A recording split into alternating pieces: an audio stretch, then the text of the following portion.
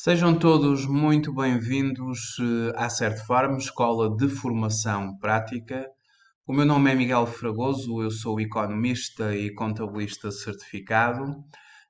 Sou diretor-geral da Certfarm e formador em contabilidade, fiscalidade e em finanças empresariais.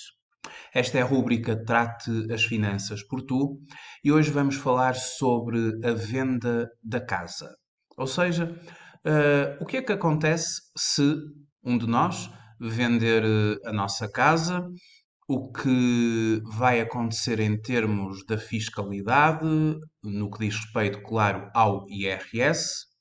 Como é que a autoridade tributária tributa as mais-valias que podem ser determinadas pela alienação onerosa de direitos reais sobre bens imóveis, ou seja, a venda da casa. Eu começo desde já por preparar o portal das finanças para que ele possa vir a receber uma operação deste tipo. Como nós sabemos, entre 1 de abril a 30 de junho de 2020 estão a ser entregues as declarações modelo 3 e respectivos anexos do ano de 2019. Se o seu caso é o caso que eu estou a referir, vendeu a sua casa, então deverá, no portal das finanças, no IRS, entregar declaração, porque a venda de uma casa não permite IRS automático, é uma operação em que eu vou ter mesmo que preencher a declaração. Eu, no meu caso, vou então preencher declaração, escolho o ano de 2019, vou obter uma declaração vazia. Claro que quem está mesmo a preencher a declaração de IRS vai proceder à obtenção de uma declaração pré-preenchida, porque se tiver rendimentos de outras categorias, nomeadamente da categoria A, trabalho dependente, entre outras, os valores já virão pré-preenchidos. Mas eu aqui, como estou meramente numa simulação, vou fazer a criação de uma declaração vazia. O que é que eu vou ter que fazer?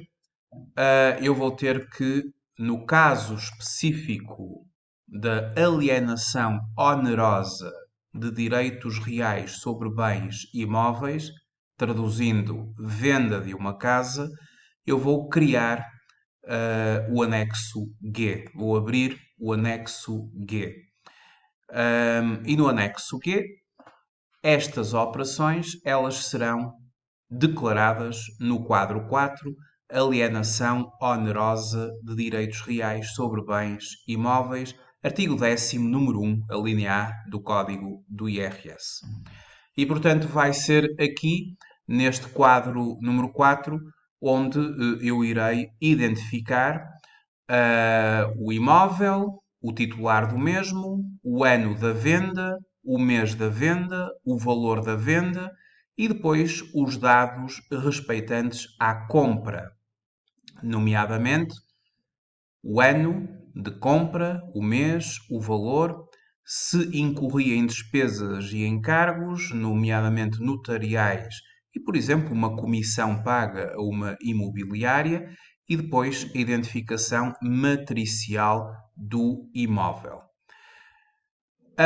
Eu vou fazer uma referência a um caso concreto. Vamos então imaginar o seguinte. Em primeiro lugar, fazendo aqui um breve enquadramento, de acordo com o número 1 do artigo 1º do Código do IRS, os incrementos patrimoniais configuram uma tipologia de rendimentos sobre os quais incide tributação em sede de IRS. As mais-valias consideram-se integradas no conceito de incrementos patrimoniais. E de acordo com o artigo 10º do Código do IRS, no caso dos imóveis, consistem em ganhos obtidos que, não sendo considerados rendimentos de outras categorias, nomeadamente empresariais e profissionais, capitais ou prediais, resultem da alienação onerosa de direitos reais sobre bens imóveis ou de afetação de quaisquer bens do património particular a atividade empresarial e profissional exercida em nome individual pelo seu proprietário. Para determinar a mais-valia imobiliária e, claro, o montante tributável da mesma, o montante, o valor que vai estar sujeito ao imposto, ao IRS, apresentamos aqui uma fórmula que está estabelecida ou baseada nos elementos do artigo 46 do Código do IRS. O artigo 46 do Código do IRS é o artigo sobre o valor de aquisição a título oneroso de bens imóveis. Então, a fórmula que nós apresentamos é a seguinte: a mais-valia será dada pela diferença entre o valor de venda da nossa casa, que se denomina valor de realização. Portanto, a diferença entre o valor de venda e o valor de aquisição. O valor de aquisição, tratando-se de imóvel constituído pelo próprio sujeito passivo, corresponde ao maior entre o valor patrimonial tributário ou o valor do terreno acrescido dos custos de construção devidamente comprovados, o maior entre os dois. E este valor de aquisição, ele tem que ser corrigido pela aplicação de um coeficiente de desvalorização da moeda, e esta correção ocorre quando entre a data da compra, aquisição, e a data da venda, realização, decorrem mais do que 24 meses. E são dados que nós damos à autoridade tributária quando colocamos aqui o mês da realização e depois o ano e o mês da aquisição, para que eles vejam se o tempo entre a aquisição e a realização foi superior a 24 meses, caso em que será aplicado um coeficiente de desvalorização da moeda e que tem a ver com esta Portaria 362 de 2009, de 9 de outubro, onde estão todos os coeficientes e coeficientes na base do ano de aquisição. Por isso, se um imóvel, por exemplo, que eu vendo em 2019, se ele foi comprado em 2011, aquele valor de aquisição terá que ser corrigido aqui por este coeficiente de 1,06. E assim sucessivamente, quanto mais antigo, maior o coeficiente de desvalorização da moeda a utilizar. Estes são os coeficientes mais atuais da Portaria 362/2019, de 9 de outubro. O coeficiente que se utiliza é sempre na base do ano de aquisição do imóvel e aplica-se multiplicando o valor de aquisição pelo coeficiente que encontrarmos aqui face ao ano de aquisição do imóvel. Depois, os encargos com a valorização dos imóveis, comprovadamente realizados nos últimos 12 anos, que vão somar aqui nesta formulazinha, e que no fundo depois tudo isto somado vai deduzir ao valor de realização.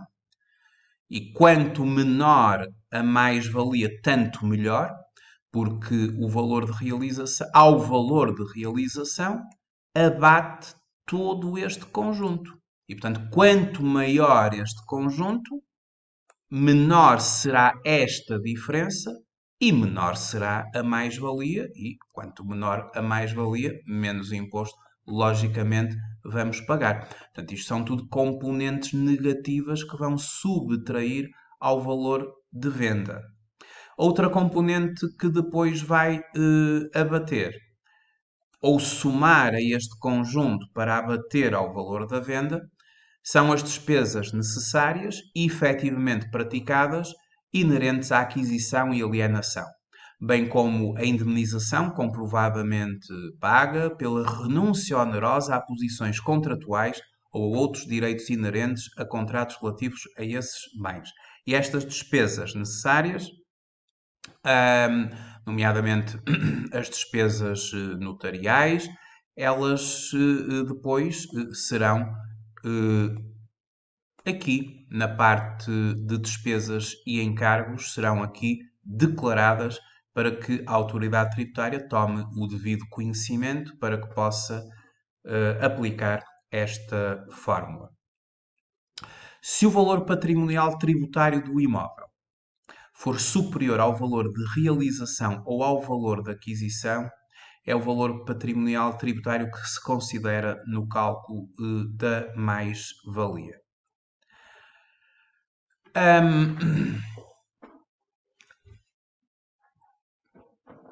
A questão das mais-valias, elas têm das mais-valias relativamente à venda de uma casa, um ganho que nós podemos obter. Os números 5 a 7 do artigo 10º do Código do IRS expressam uma delimitação negativa no que respeita aos ganhos provenientes da transmissão onerosa de imóveis destinados à habitação própria e permanente do sujeito passivo e do seu agregado familiar, no caso de reinvestimento do produto da venda em imóvel exatamente com o mesmo fim. Ou seja, se vender a sua casa e se utilizar o dinheiro da venda da sua casa na compra de uma outra casa para fins de habitação própria e permanente, e repito, para fins de habitação própria e permanente, e não, por exemplo, uma casa de férias, vai obter vantagens relativamente a isso. Por exemplo, se utilizar todo o valor de venda na compra de uma casa para fins de habitação própria e permanente, trata-se de um reinvestimento total. E havendo um reinvestimento total, a mais-valia está isenta. Não vai pagar qualquer imposto sobre a operação. Se não fizer nenhum reinvestimento, ou seja, se pelo valor que recebe da casa que vende, não aplicar essa verba na aquisição de uma casa para fins de habitação própria e permanente do agregado familiar, a mais-valia que vai obter vai ser englobada em metade do seu valor. Temos aqui os dois extremos. Não fazer nenhum reinvestimento, a mais-valia é englobada em metade do valor, ou aplicar todo o valor da venda na compra de uma casa para fins de habitação própria e permanente.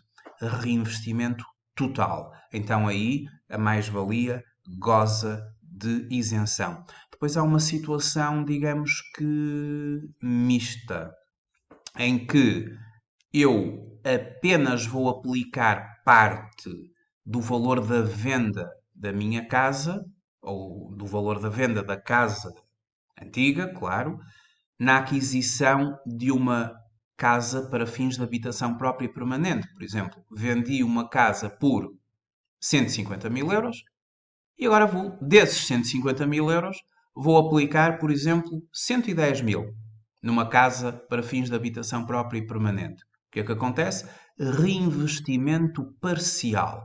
Havendo reinvestimento parcial, vamos ter que fazer aí uma proporção. Eu já vou explicar porque eu tenho aqui um exemplo onde essa situação vai acontecer. Então, continuando,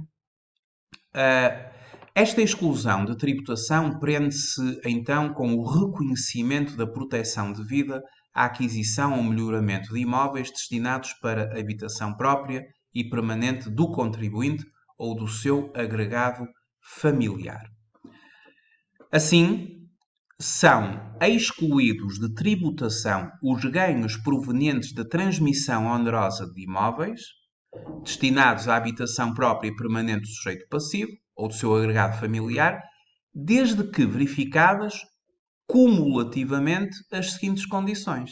Primeiro, o valor da realização ou o valor da venda deduzido da amortização de eventual empréstimo contraído para a aquisição do imóvel, e já vou dar um exemplo sobre isto, seja reinvestido na aquisição da propriedade de outro imóvel, de terreno para a construção de imóvel, ou respectiva construção, ou na ampliação ou melhoramento de outro imóvel, exclusivamente com o mesmo destino, ou seja, habitação própria e permanente do sujeito passivo e do seu agregado familiar, situada em território português ou no território de outro Estado-membro da União Europeia ou do Espaço Económico Europeu, desde que, neste último caso, exista intercâmbio de informações em matérias fiscais.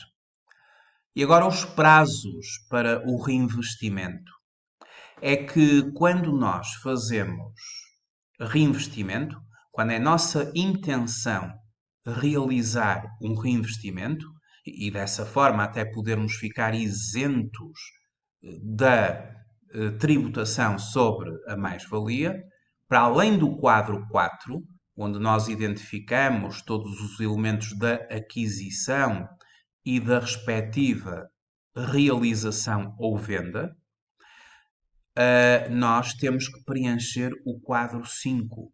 E o quadro 5 é o quadro em que o contribuinte ele vai assumir o compromisso pelo reinvestimento do valor de realização de imóvel destinado à habitação própria e permanente. Reinvestimento do valor de realização, ou seja, aquilo que se reinveste é o valor da venda, é por quanto eu vendi o imóvel.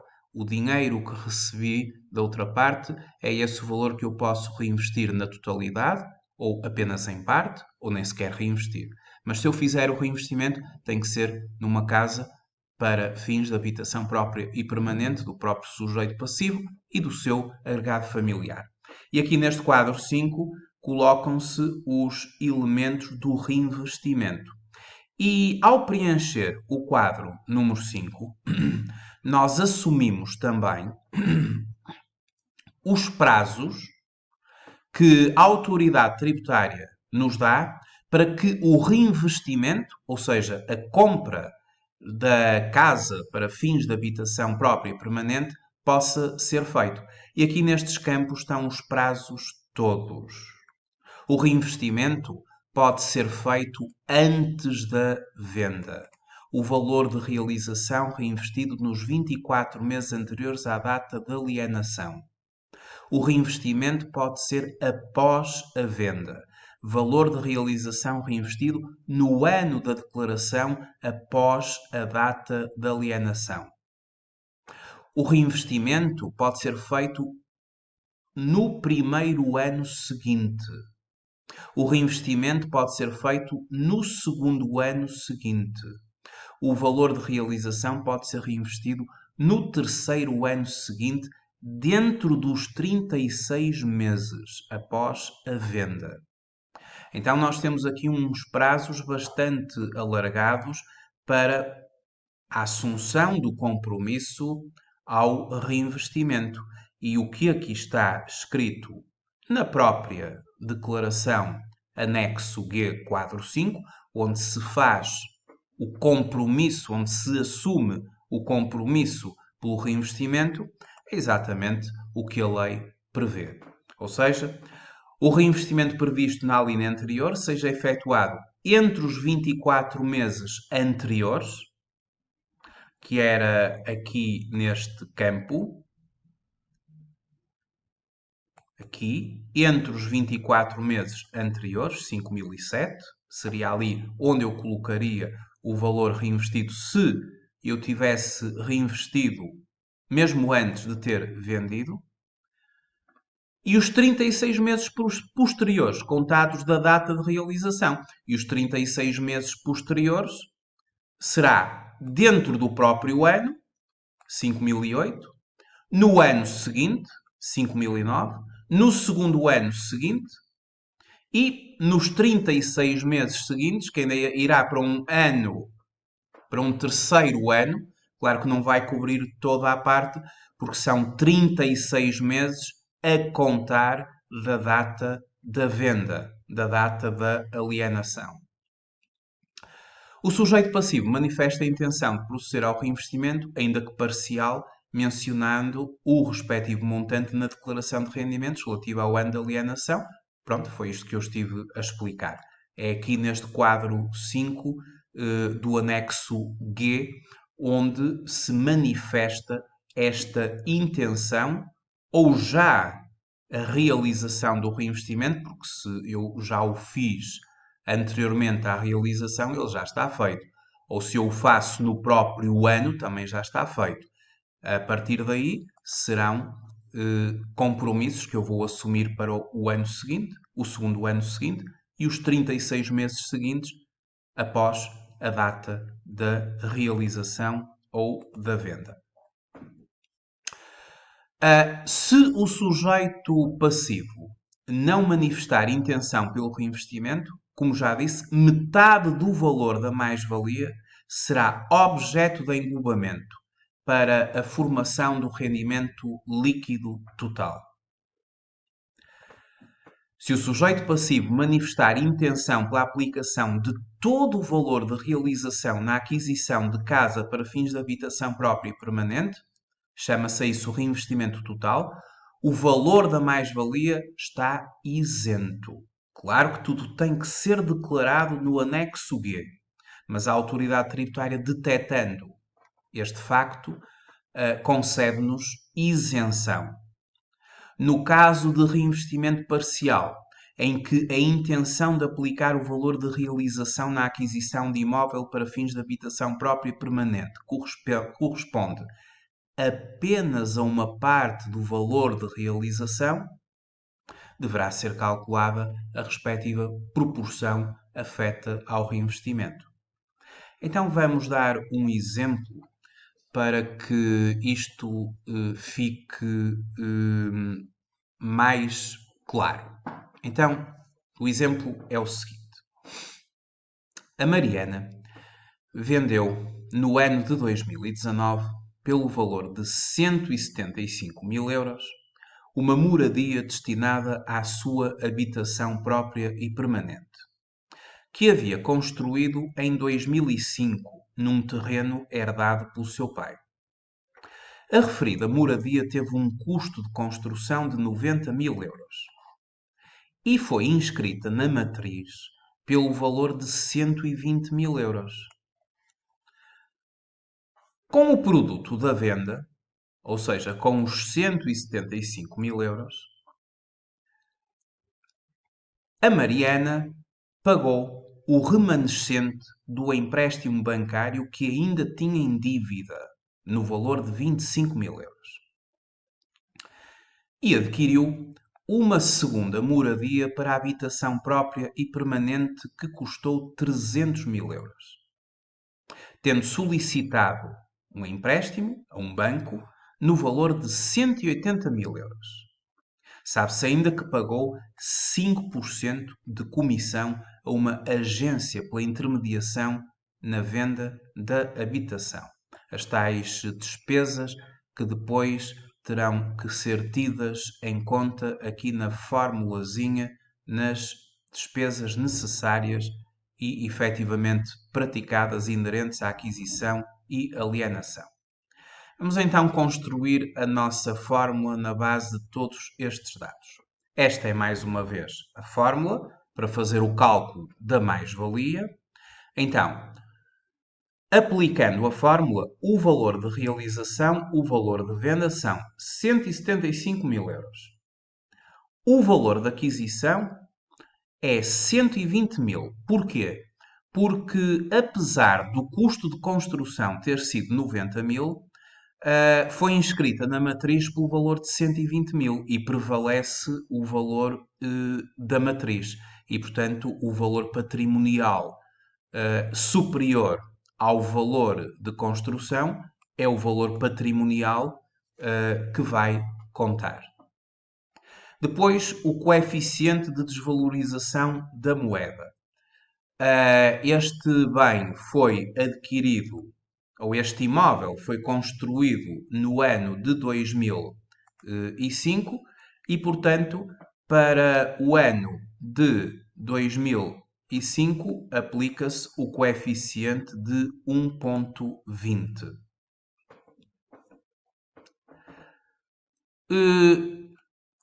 Estes encargos com a valorização dos imóveis comprovadamente realizados nos últimos 12 anos, não tenho qualquer dado, portanto vou considerar em zero. E então, as tais despesas inerentes à alienação pagou uma comissão de 5% sobre o valor de venda, pagou 8.750 euros a uma imobiliária. Fórmula: valor de realização menos o valor de aquisição multiplicado pelo coeficiente de desvalorização da moeda, mais a comissão paga à imobiliária, que é uma despesa. Temos a componente do valor de realização e a componente do valor da aquisição adicionado das respectivas despesas e corrigido com o coeficiente de desvalorização da moeda. No fundo, ao aplicar o coeficiente de desvalorização da moeda, os 120 mil euros passam a estar valorizados, vezes 1,2, passam a valer 144 mil euros. E aos 144 mil euros ainda somou a comissão paga à imobiliária, ou seja, 152.750, o que dá 175 mil menos 152.750, ou seja, 22.550 é o valor da mais-valia. Se ela quisesse reinvestir todo o valor de venda, estes 175 mil, estaríamos perante uma isenção da mais-valia.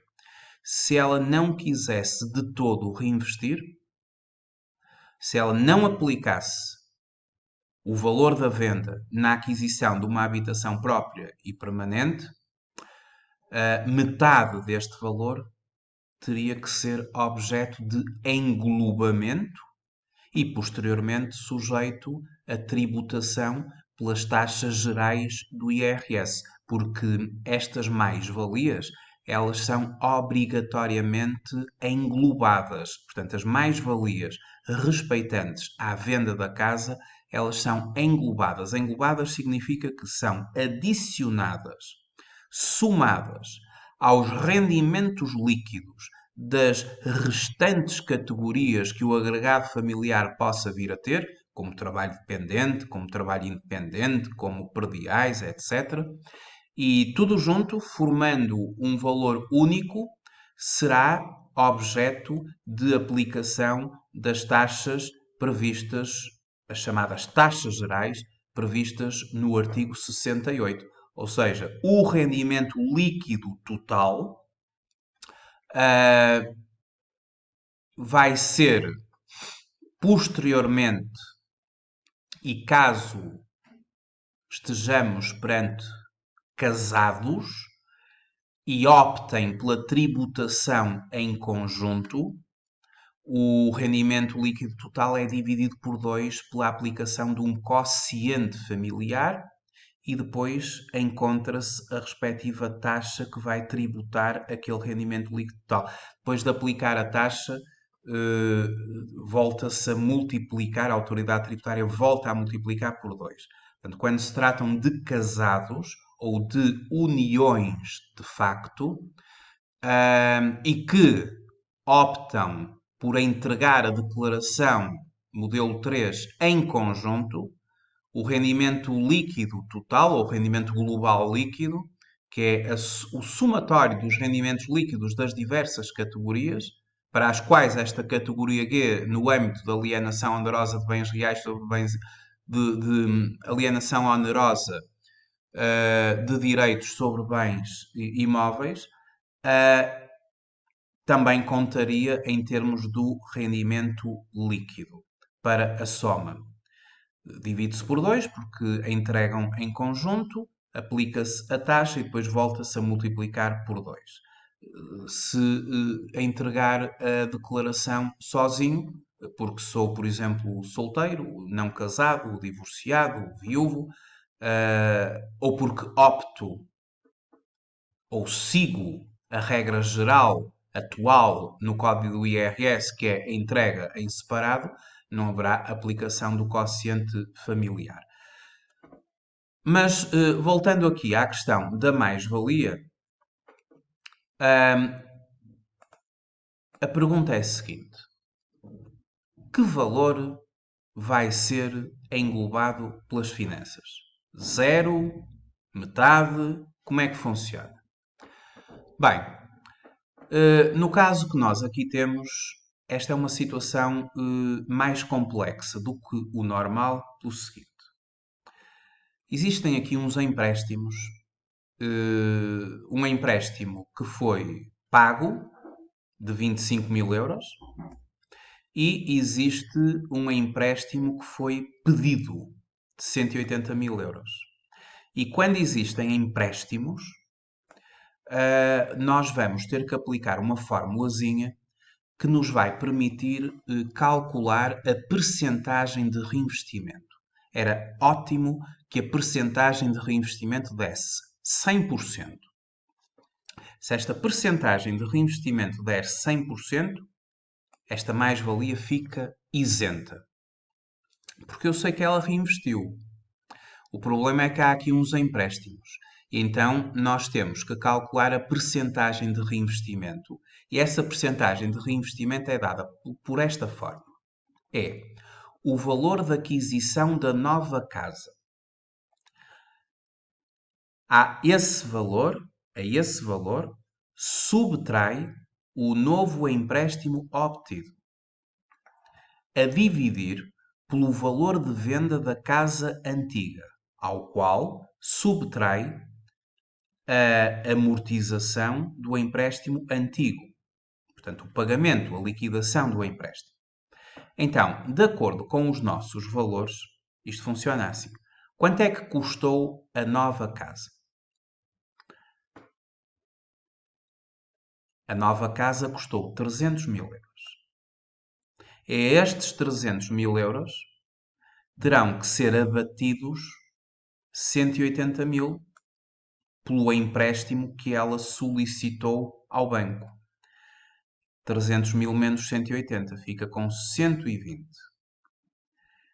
A dividir por valor de venda da casa antiga. Por quanto é que ela vendeu a casa?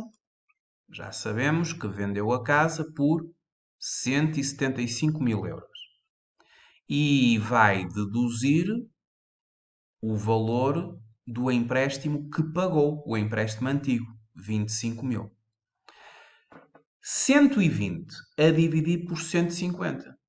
Eu multiplico por 100 para que isto se traduza numa percentagem. Dá 80%. Então, 80% é percentagem do reinvestimento. Se desse 100%, excelente. Valor isento. Mas dá 80%. Então, como dá 80%, eu tenho que aplicar aqui uma proporção. Ou seja, vou pegar nestes 22.250, que é o valor da mais-valia, e vou desdobrá-lo em duas cotas partes. Numa cota parte de 80% e numa cota parte de 20%, sabendo eu que 80% é a cota parte que corresponde ao reinvestimento. Fazendo essas contas, nós temos assim: o montante da mais-valia obtida será descontada em duas parcelas. A proporção correspondente ao reinvestimento: 80% vezes 22.250, 17.800. Isento. Este valor fica isento, porque tem a ver com a percentagem ou a cota parte do reinvestimento aplicada à mais-valia. 80%, digamos que 80% da mais-valia está isenta. Mas depois vou ter que aplicar 20% aos 22.250, o que dá 4.500. E o que é que acontece quando a autoridade tributária engloba as mais-valias da alienação onerosa de direitos reais sobre bens imóveis? Engloba em metade. Então este valor é dividido por 2 e vai ser englobado em metade, ou seja, 50%. O que dá 2.250. Valor a englobar aos restantes rendimentos para a formação do rendimento líquido total.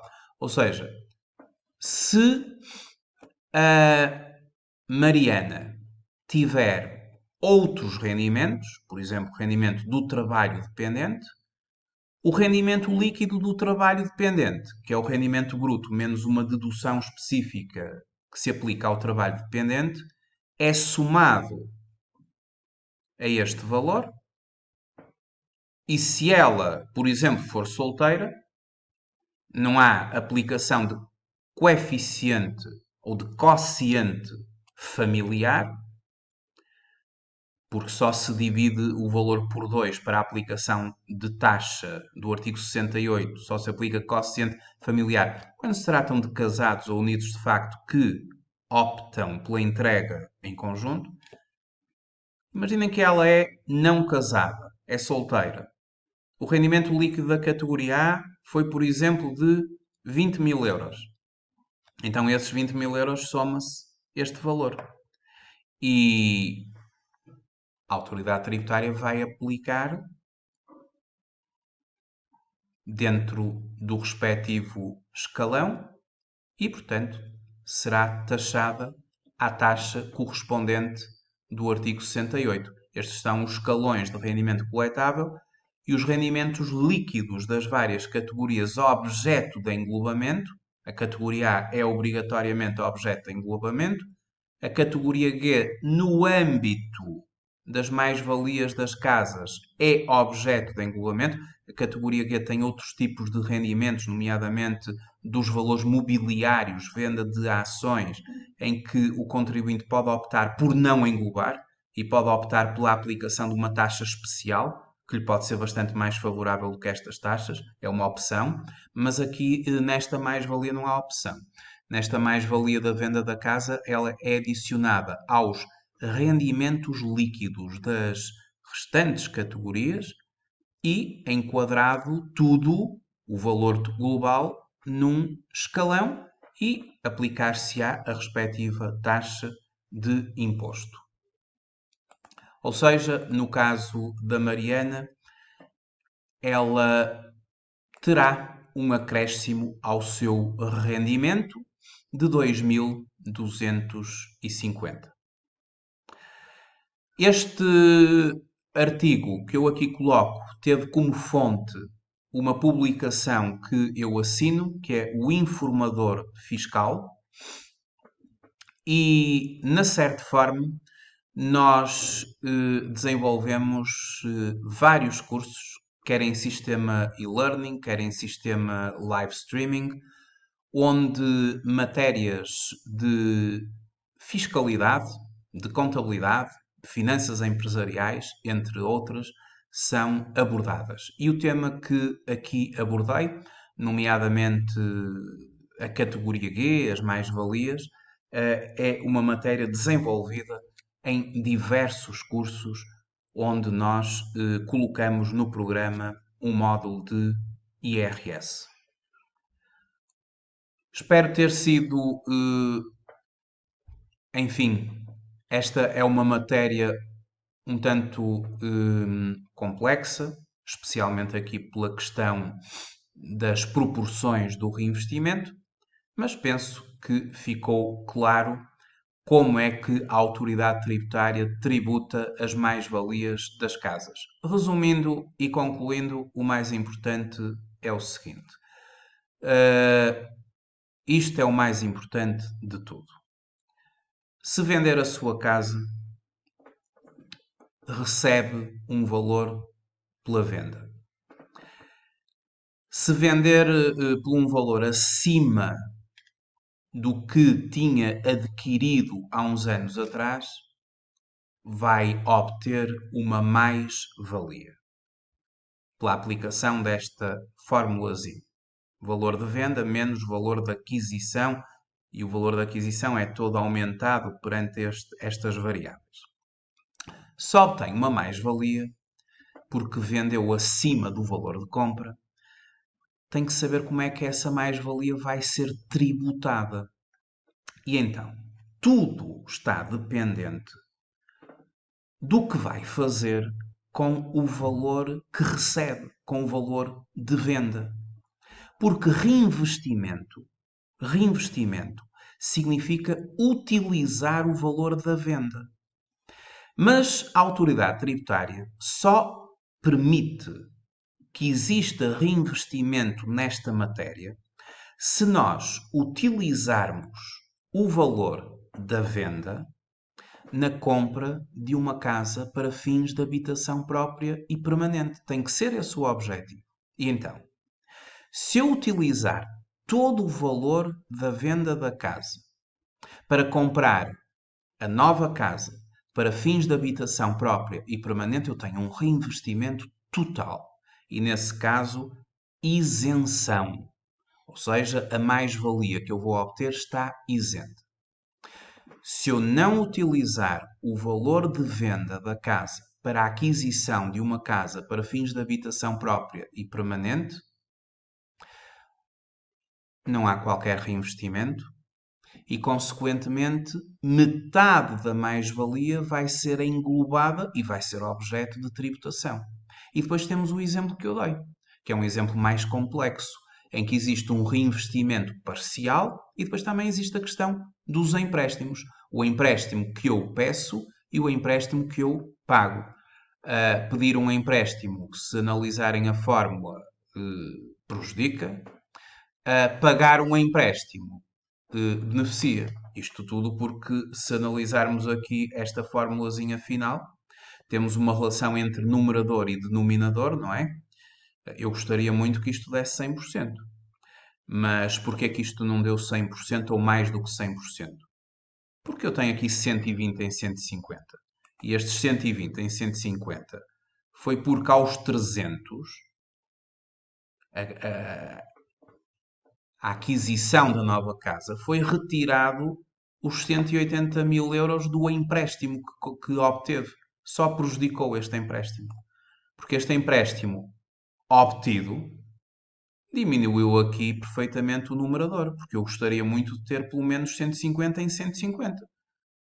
Se eu tivesse pedido, ou se ela tivesse pedido um empréstimo menor, por exemplo, um empréstimo de 150 mil euros, ficaria 150 a dividir por 150. 100%. Isenção da mais-valia. O problema é que ela pediu um empréstimo um pouco mais alto do que aquilo que devia. O que é que aconteceu? Aconteceu que passou a ter uma percentagem de reinvestimento de 80%. Chama-se reinvestimento parcial. E quando há reinvestimento parcial, 80% da mais-valia muito bem está isenta, mas 20% da mais-valia terá que ser englobada em metade. Bom, espero então agora ter sido um bocadinho mais claro. Espero que tenham compreendido esta matéria importante que pode acontecer a qualquer um de nós vender ou ter necessidade de vender a nossa casa. Muito obrigado por terem visualizado este vídeo e até ao próximo vídeo do Trate as Finanças por Tu ou do Trate a Contabilidade por Tu. Muito obrigado.